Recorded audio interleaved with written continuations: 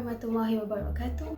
As you can see in this video, we will bring you to experience a new way and give you an interesting knowledge or information about our project that is not quite familiar in our society.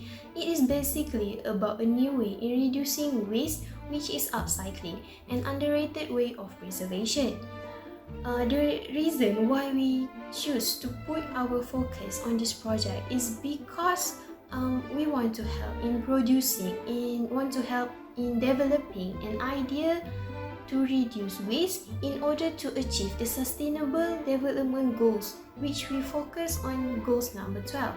These goals is about the responsible consumption and production, which we look at the target to reduce the waste through recycle, reuse and reduction, and also to make people aware on these matters in order for them to live a better lifestyle by 2030. The another reason why we put our focus on this project is because in Malaysia, recycling itself does not give any impact or does not give a big impact, and also can be said that most Malaysians does not give their attention to reduce waste as refers to the Department of Statistics Malaysia regarding to the matter of recycle rate. We can also see the effect of not recycling, as we can see in the rivers in Malaysia, which are full of rubbish, which later lead to the clogging up the river and create other problems. It is such a shame to put the blame on someone else or to keep on pointing fingers towards each other, because we ourselves does not give our attention, does not make any effort in order to solve this problem. Therefore, our group has made up our mind to make a move and propose upcycling as an efficient way which may attract the society to reduce waste. So most people does not aware of the existence of upcycling. So basically, what is upcycling? Upcycling is an interesting way to turn a waste to something that is useful for us. For example, we can use leftover wrapping papers that we have used to wrap a gift. We can turn it into a bookmarks, or maybe we can use an old and broken guitar to make it as a book rack by adding some other materials to make it isolating. Coming back to our project, so what is the aim or the objective of this project?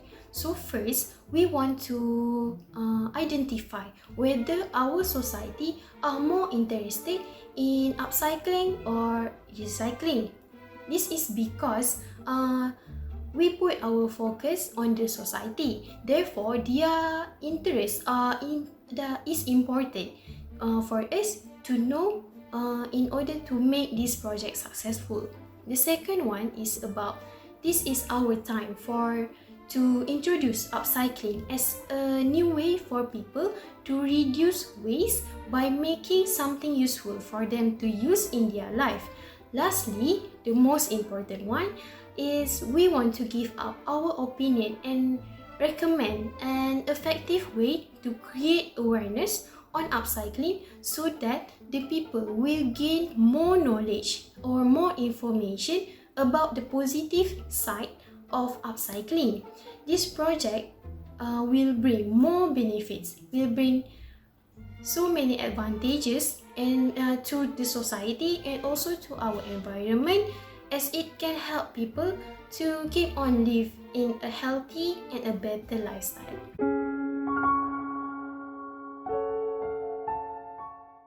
What is the significance of upcycling? Upcycling reduces waste better than recycling process because it does not create new waste, as the recycling process require the destruction of the waste in order to create something new, while upcycling takes the waste and change them into something new from its original state. Upcycling also a better way to reduce waste and to get involved in maintaining the environment by using one creativity idea and skills. It also adds additional value to individual to be creative in solving problem, as it requires a creative idea to change the available waste or the available item into something new, and it also requires a variety of technique and skills in order to make new thing with different function from the original state. Aside from that, upcycling is more friendlier and it causes less pollution to the earth. Upcycling helps to reduce the amount of the waste that goes to the landfill, which later on will causes pollution. When the waste is improperly disposed of, it will lead to the increasing of the landfill, and together with the solid waste pollution and water pollution. It is more friendlier to use the reusable waste and material until it no longer serves its purpose, rather than to throw them into the landfill. Although upcycling may not be able to clear all the landfill, it certainly can help to reduce the amount of the waste that be thrown away in the landfill. And it is one of the way to help in sustaining the environment. Despite the benefits of upcycling, there are some challenges that are considered in doing this project. Firstly, the challenges is most people are not aware about upcycling. Upcycling is not quite familiar in Malaysia. Therefore, most people are not aware and do not have knowledge or information of this way of preserving the environment. According to the Solid Waste Management and Public Cleansing Corporation, only 17.5% of people in the country have the knowledge and understanding of the concept of upcycling. This proves that the level of understanding about upcycling practices among people is still low. Second, upcycling is a time-consuming activity. Upcycling involves adding value to something that would otherwise have been thrown away, recycled, lost in storage, or abandoned. In order to make something into a new product, it includes the process of redesign thinking, ideation, and reconstruction. The process of redesigning is time-consuming since it requires an extensive amount of time to find the appropriate modification of particular material. Most people think that it is easier for them to just buy a new product with the same function rather than doing upcycling. Next, recycling is common practice in Malaysia compared to upcycling. Recycle is one of the most familiar terms we come across everywhere we go. Meanwhile, upcycling is uncommon terms and practice, especially in Malaysia. There are not many exposed campaigns or programs about upcycling practices in Malaysia. Now have we discussed the significance and the challenges that make it so hard for upcycling to be in the main conversation. Now we see why it is so hard to get into that conversation. So now I will explain what can we do, what are the recommended things to do in order to make it accessible to everyone and make it a more common practice for everyone.